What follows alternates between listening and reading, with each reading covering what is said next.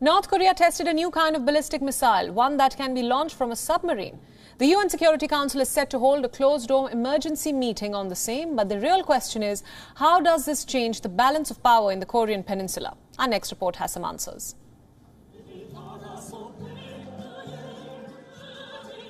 Carnival on Sunday and a ballistic missile test on Tuesday. That's how you start the week in North Korea. What have they fired this time?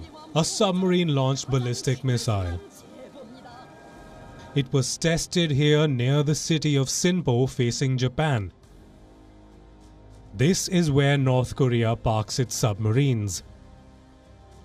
Reports say the missile flew about 450 kilometers and reached a maximum altitude of 60 kilometers, enough range to strike both South Korea and Japan. But Pyongyang already had this capability. So what makes this test different? It is an additional option. If the North's land-based nuclear sites are destroyed, they can fall back on the submarines. Plus, firing from underwater makes it harder to detect missiles. How is South Korea responding? With some showmanship of its own. Seoul is hosting its largest ever defense expo. 440 companies, 28 countries, 79 types of aircraft, and 68 artillery equipment, a lot of firepower.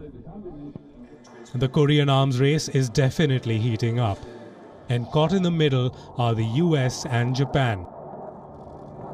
Japanese Premier Fumio Kishida condemned the tests. He says all options are on the table, including strikes on the enemy base. I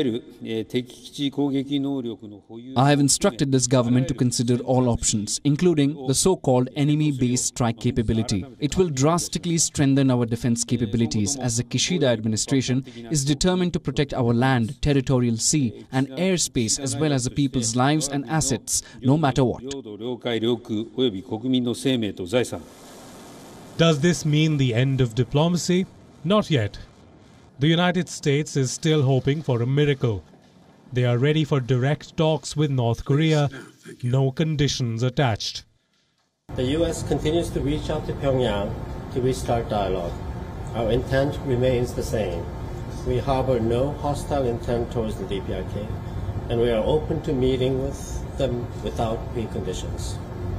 Even as we remain open to dialogue, we also have a responsibility to implement the UN Security Council resolutions addressing the DPRK. North Korea's policy depends on their supreme leader's mood swings. Last week, Kim Jong-un said he had no intention of war. Today, he fires a ballistic missile. Is Pyongyang seeking attention, or does it actually feel threatened? Answering this question will be key to America's denuclearization talks. Bureau Report. WION World is One. WION World is One is now available in your country. Download the app now and get all the news updates on the move.